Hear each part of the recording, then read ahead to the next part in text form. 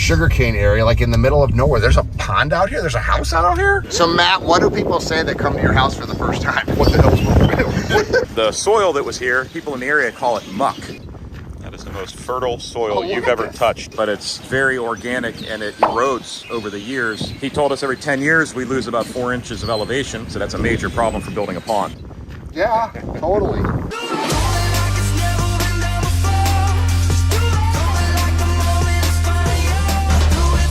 Welcome to living the PondScape lifestyle. So we are in middle of sugarcane. In fact, there's a sugarcane right there. Yep. The sugarcane area, like in the middle of nowhere. There's a pond out here. There's a house out here. Yeah, I don't even know what we would call this area. We were somewhere on Route 27 north off of 75. All sugarcane land. Everything you see burning in the background. Yeah, I could literally see the fires from the sugarcane after they harvest it, right? Yep. So we're going to the town of Belle, Glade, which is on the south shore of Okeechobee. There's not much more there except all sugarcane country. But we got a call about this project, let's say a year or so ago. Okay, so it's a newer water feature. Yes, he wanted a rec pond originally, and then the budget changed. So I came out and visited him, and we redesigned it for a koi pond. Tore out an existing deck that was in bad shape behind his house. And last I saw this, the new deck was all started. The pond was looking great. He's an avid fisherman, so he gets game fish from the lake and puts them in his pond. Oh, cool. So there's game fish in here. He has some big bass and so forth in there. They're a little more difficult to see because naturally they blend in with their environment, but you'll be able to see them. But it's a cool project in the middle of nowhere. Middle of nowhere. Let's check out another beautiful PondScape ecosystem water feature. Oh, he's coming right at us.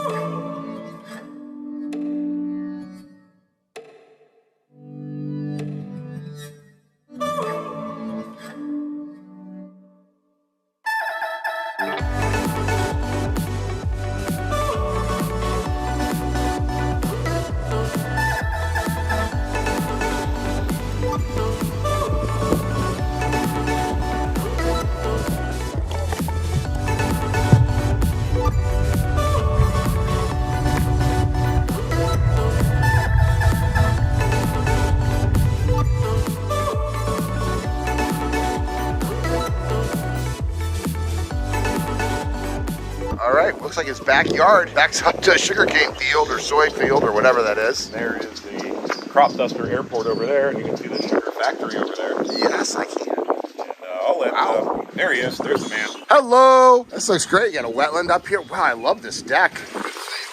The pond guy, Greg, nice to meet you. Matt? Yep. Yeah, I love the southern accent. So you're a local, huh? Yeah, I'm born and raised here. Nice. Yep. But I got to ask before he even starts questioning on things, what was that monster that just swam by here? Wow, look at something like that. I've got a number of bass in here that are just wild caught. We threw them in here. Nice. I've got, I don't know, 50, 60 fish in here. Wow, what's the biggest bass you got in here? I think he's probably sneaking up on 6 or 7 pounds now. Whoa, oh, okay. I can see him down there. Yeah. There's a school of something going on. Is that lunch? Yeah. That's nice. Whenever we do our pump down and clean out, I'm getting all the wild fish out of here. All right. Because they are expensive. That's about $300. Our minnows. Yeah. Yesterday it was $300. Now it's down to about $110.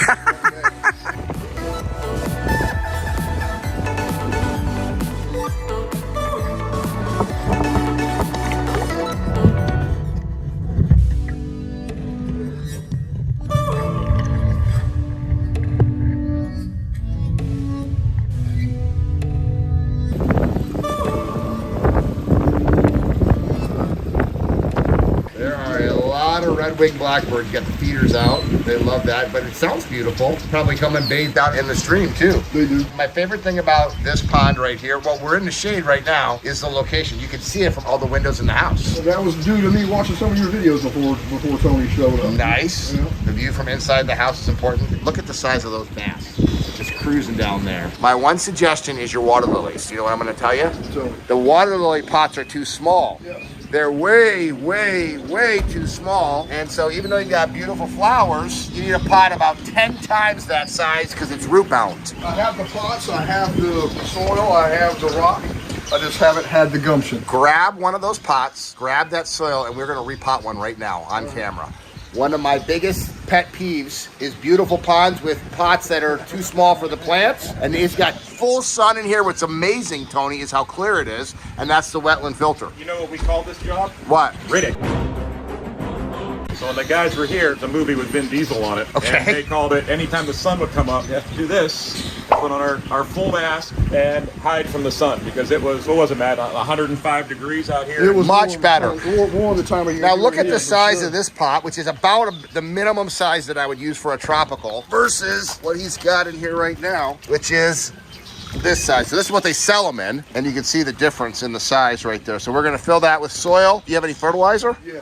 Okay, fertilize it, and these plants will get 6, 7, 8 feet across them when we do that. But right now it's root bound.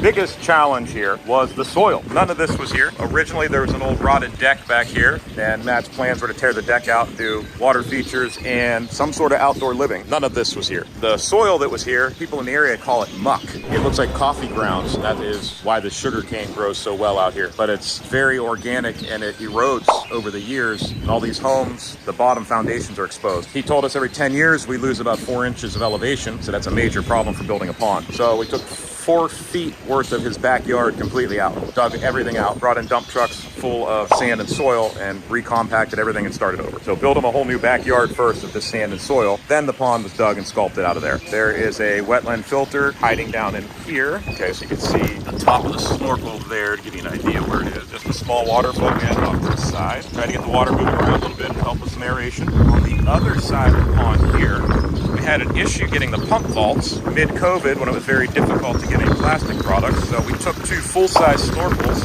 you can see down there, and cut up some centipedes and built our pump vaults out of those like we used to do before we had actual pump vaults. So that is the pump system. I believe there's 2 Aquascape SLD 5 to 9,000 pumps running it. They run this other biofalls here, which does help with the filtration a little, but it's definitely too small for this pond. That's why the wetland's on here. So this was more for looks for this stream waterfall going down. You can see we have 2 dosing systems on it, and here's our plethora of electric over here, the controls for the pumps, lighting controls, and so forth. He decided to do the bass and game fish because he does live on the shore, south shore of Okeechobee here. I don't know if this guy's going to cooperate, but there's a monster down there. You can kind of see his head. He's peeking out looking at me. The elevation here was not up here. It was down there. We were building up about 4 feet from the ground to get it back up to his back door step where it is now.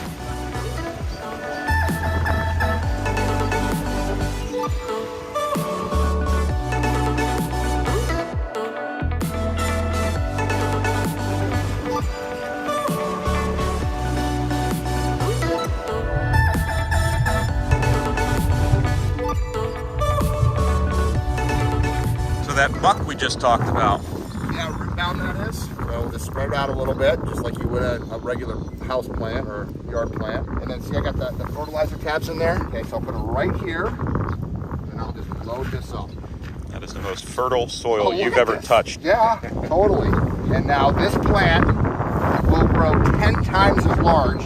Look at the difference in that. Now that plant is going to be nuts. All right, so it's Terry. Terry. So you see what we just did with your lily? Yeah. We made it in a bigger pot, so you're going to get 10 times the amount of blooms and lily leaves right here now. Do this. And just like that. What'd that take us? Not even 10 minutes. Might as well do 2 more, huh? Yes. He knows how to work it. Get your plants in bigger pots. So I got to ask you, Terry, was this his idea because he's a fisherman and Yes. you went along with it? Yes. So how do you enjoy living the aquascape lifestyle? I love it. It's great. It's nice to watch the fish, and it's just relaxing. The sounds of the water is beautiful. Thank you for being on our vlog. I know you weren't planning on doing it. Thank you. So Matt, what do people say that come to your house for the first time? What the hell's what got into me? Well, what did get into you? Why did you end up doing this? I wanted to do something in the backyard to make it usable. Talked about doing a pool. I didn't really want a pool because I didn't want the maintenance on it. So my wife and I argued about that for a little while until she finally gave up. And then I started just YouTubing, stumbled on some of your videos, thought that looked pretty cool, and then got involved. And it turned into about 3 times the money that I thought it was going to be when I got going. But Has it been a good investment? I'm very pleased. I'm very happy I did it. And And this is not an inexpensive investment, but what a difference than just a regular swimming pool. People would walk back here in Florida with a swimming pool and they wouldn't think twice about it. You got people back here coming in when they've got gars and giant bass and game fish galore out here, and they would just think, this is living the aquascape lifestyle. So you said they've gotten wise to this, huh, Pops? For the most part, right. Yeah. Right now, I've got so much bait in there, they would be interested in this anyway. When I first came out here, the back here, he had a deck that he wanted to get removed. It was an older deck. And he explained to me about, I believe the word was muck. He said, yeah, this muck needs pulled out of here because it erodes. Very organic, right? Right, it actually just decomposes. So, because it's an organic soil, it decomposes. If you've ever been to New Orleans and you've seen their roads and how crappy they are, yeah, same thing because of the muck, and there's no solid foundation to lay that asphalt on. Yeah. Same thing with my street. So anyway, the muck decomposes and ceases to exist. So you don't want to build this pond on it because all this stuff will settle and the liner will move and you'll have leaks, I would imagine. So I had to dig all the muck out prior to digging our holes. And then you brought in fill. Right, about 4 feet of the bottom of the house. So if you're at the corner of the house, Greg, you can see where the soil is eroded and the piling is showing underneath. Yeah, yeah. What would a project like this be with the wetland filter, a large pond like this, all the rock work, excavation from Pondscapes? Probably 90,000. So it was more expensive than you thought, but you're enjoying it more than you Well, I thought. knew exactly what I was getting into with that. I didn't know what I was going to get into moving on. So it's building the deck, building the kitchen. Oh, okay. The whole lifestyle that started. Every time I turned over another rock, I was another $1,000. How cool is it that he built this lifestyle around the pond? That's what I love. I mean, Yes. the deck right up to here makes Yes. you feel like living on the water. The cantilever deck. That pond only goes, what, 12, 14 inches under the deck. Yes, cantilever deck. It makes it appear that it goes farther. Well, this has truly been a paradise. Thank you for the hospitality and thanks for fishing.